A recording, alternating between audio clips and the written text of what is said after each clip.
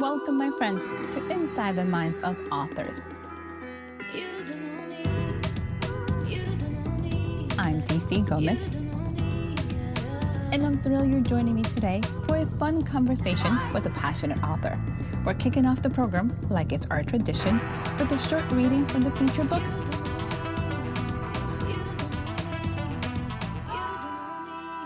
I hope you guys enjoy it. Let's get started. Hi, this is Gary Wilson. I'm the author of The Narrow Window. It's a novel.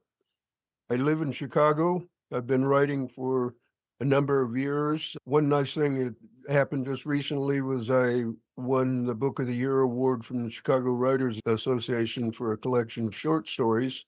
As a writer, any recognition is certainly welcome. So I'd like to begin reading an excerpt from the opening of the novel, From the Narrow Window.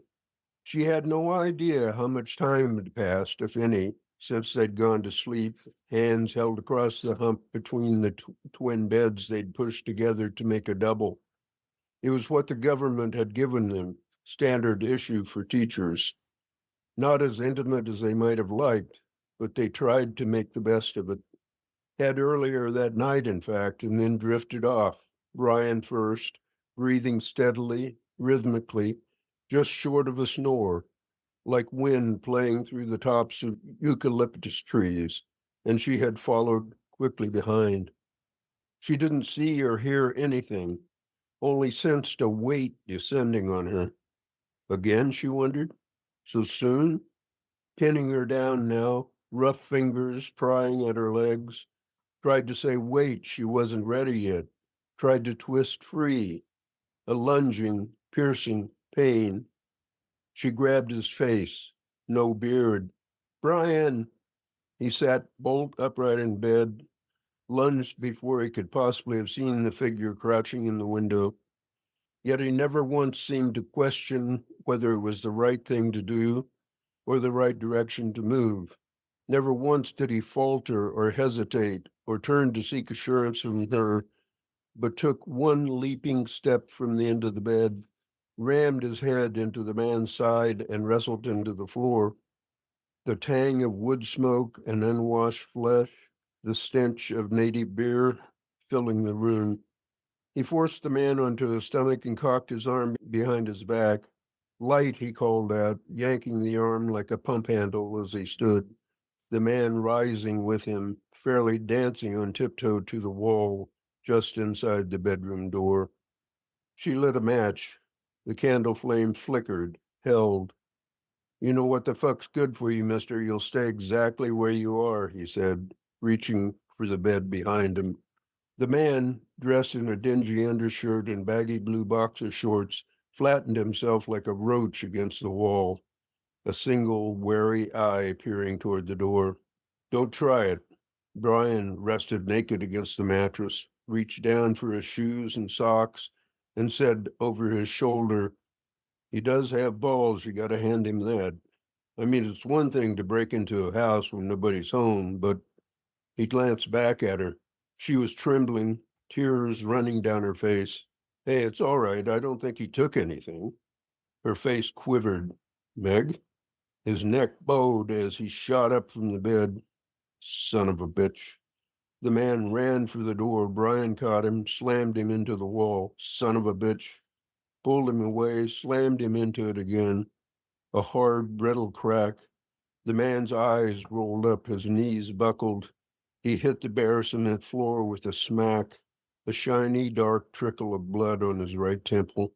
Brian backed stiffly toward Meg, sat, pulled the sheet she was holding like a shield from under her chin, and put his arms around her. I'm sorry. God, I'm sorry. She laid her head against him and listened to him breathe, closed her eyes and burrowed deep inside him until the man groaned and Brian stood, slipped on his shorts and dragged him into the hallway.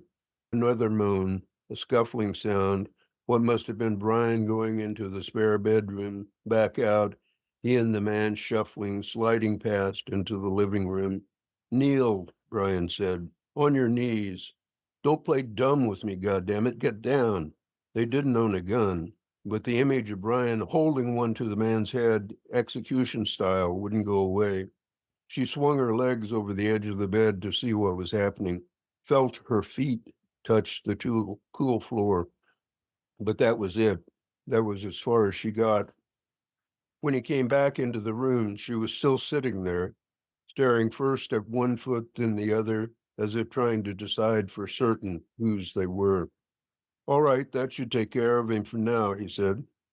Her head swung in his direction, light, hollow as a dried gourd. Where is he?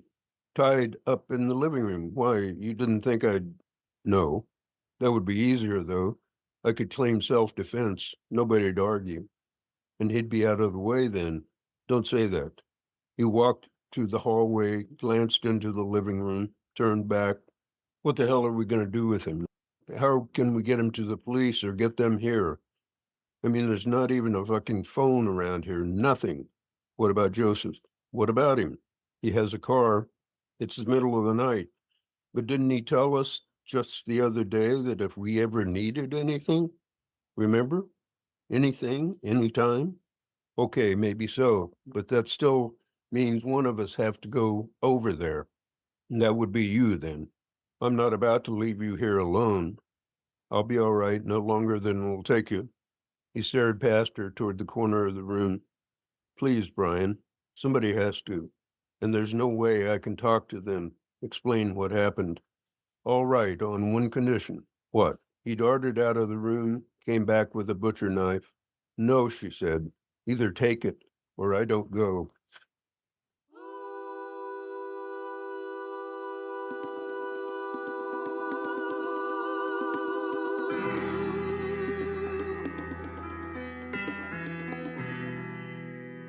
Hi, everyone, and welcome back to Inside the Minds of Authors. Hope you guys are doing amazing this evening. I'm excited you guys are joining us. If you're new to the podcast, go ahead and subscribe. You don't want to miss a single episode. We have amazing authors every week and incredible books. So hopefully you enjoy that reading as much as I did, because it's going to be an amazing conversation. So we're going to get started. Hello, Mr. Gary. How are you? I'm fine. Thank you for having me. Thank you for joining us. Love the reading. I have questions, so we're just going to jump in. I Okay. need to know, what is this book about? Tell us. And where did this idea come from? It's a book that is obviously based in a foreign place. It's a small country in southern Africa, and it involves a couple of sets of characters, but the two we just met were Peace Corps volunteers who went there in the late 60s, early 70s of last century, and were teaching and trying to kind of carry out the challenge that John Kennedy laid down, which was ask not what your country can do for you, but what you can do for your country. And lots of people took that as a pretty serious challenge to their idealism and to their sense of meaning. Another primary motivator was that the Vietnam War was in full force at that time, and things, you're too young to remember, but things were just completely chaotic during the 60s and early 70s. Many forces were at work, and the war played into all of the cultural unrest that was going on in the US. So I think some people probably went there to find some relief from that chaos. So the story, as you can see, develops from a very tense and dramatic. I don't like that term because it goes beyond dramatic. I think it's an emotionally wrenching scene at the beginning. The rest of the book involves the aftermath of that incident, and I think kind of an emotional metaphor for turmoil, both local and large, and the kind of havoc that plays in people's lives. There's another character who plays a significant role in the book, who's an American expatriate who is a lawyer in the capital city of the country, and he plays the role of being able to go from this intensely personal focus in the beginning of the book to broaden the scope of what's going on, both culturally and politically in the country, and how that sort of plays again into the larger chaos of the world at the time. This country is ruled by an absolute monarch. There is constant pressure for that monarchy to become less absolute. Almost the whole role of government is to keep the monarchy in place. So there's that factor that also gets involved in the book. I don't mean to be long-winded about it. Not at all. You have a lot of things working together, and you are so right about the opening scenes. It's very gut wrenching. You're like, oh my God, what did we just walked into? How much research did you do for this book? Because you're looking at historical fiction, you've been looking at a thriller, there's all these pieces. Well, I have to say that my wife and I were in Peace Corps during this time period. There is life experience, but in the midst of writing the book, it's been so many years since that raw experience in Peace Corps that there were many things I had to research, such as local customs in finer detail than what I knew of them, and also legal issues. I had to do quite a bit of research in that regard. So probably every day I was getting the 10,000 Google responses you get when you search for something, and trying to make sense out of how things would fit into the overall story. You can't just fill up a bucket and dump it. Yeah, I did quite a lot of research. When you were putting this book together and getting all these characters to flow, what was your favorite part of the creation process?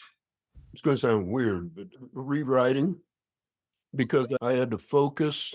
When I taught writing, I used to teach writing, and I would always try to have my students think about the creative process in two parts.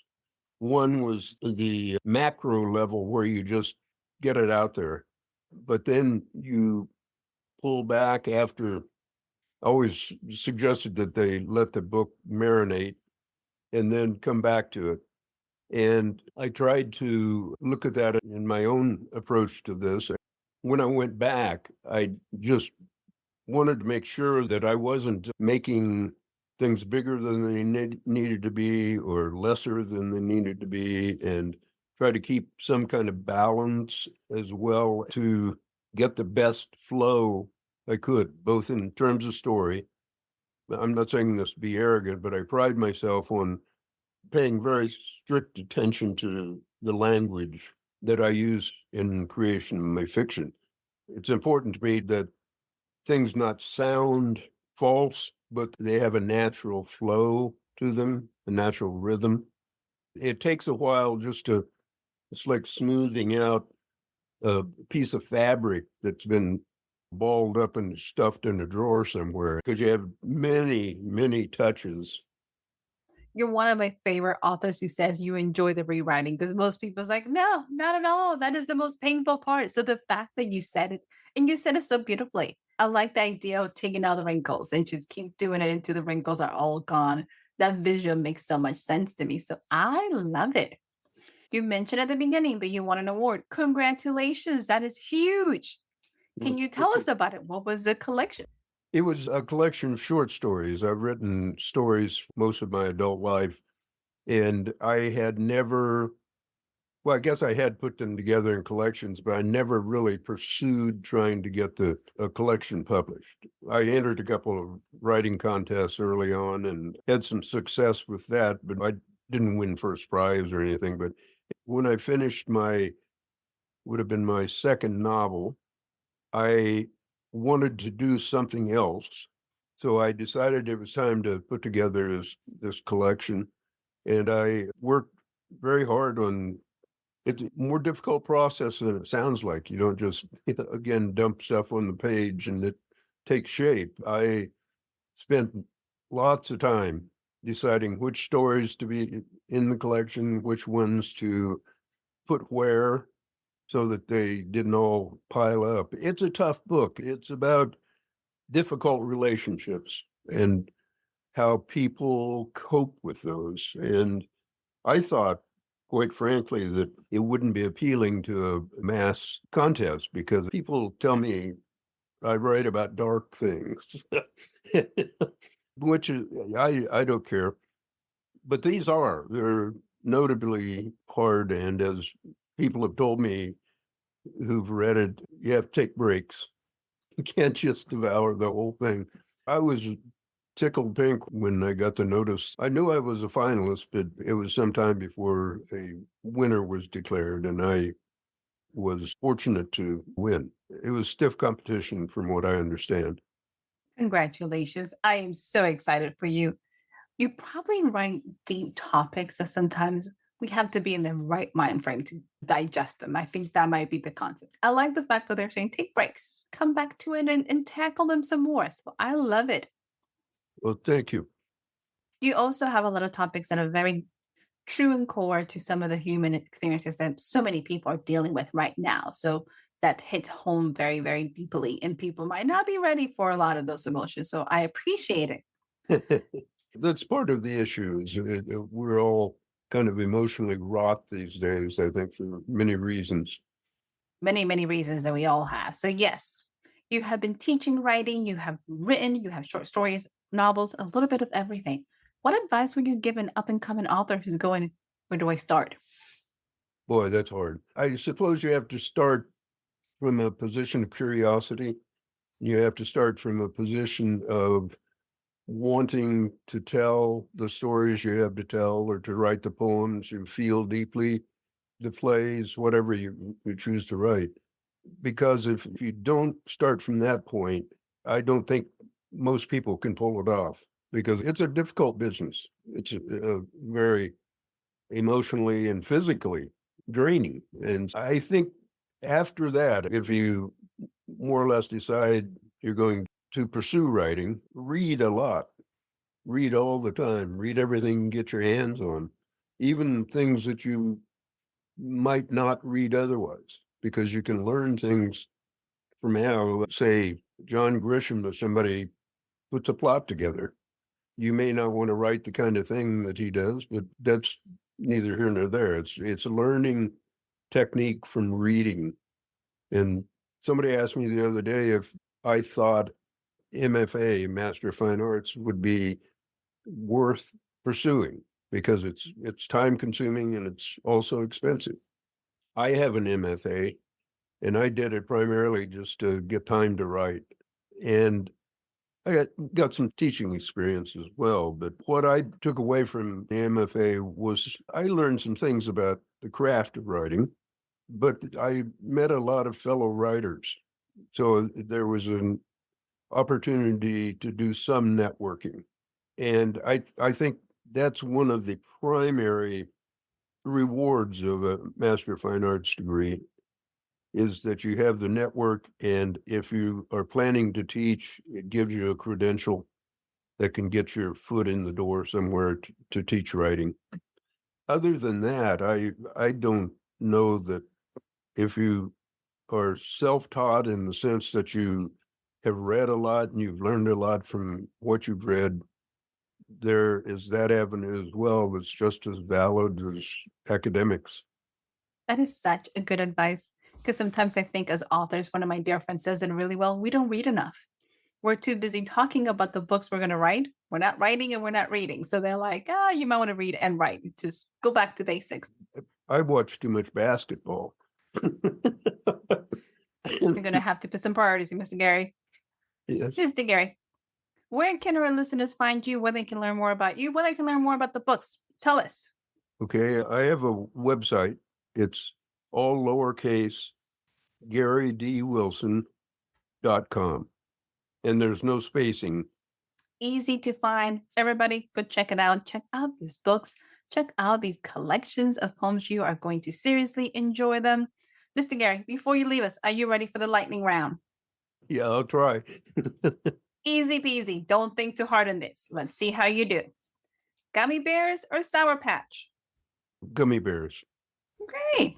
City or country? City. Scooby Doo or Snoopy? Mm, Snoopy, I think. We're getting serious here. Football or soccer?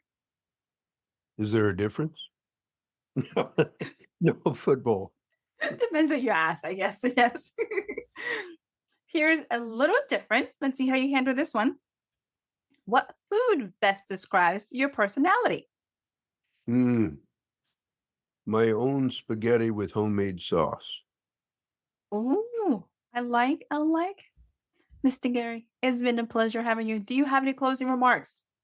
I don't think so. I hope if people read my new novel that they'll be in contact and we can start a dialogue. My dear readers, go ahead and get a hold of Mr. Gary and start the dialogue. He is open to discussions. Mr. Gary, has been a pleasure. Congratulations on the new book and the award. Those are huge. Thank you so much. Thank you for joining us. And to our listeners, make sure to subscribe. You don't want to miss a single episode. And we'll be back again next week with another fabulous author. Bye, everyone.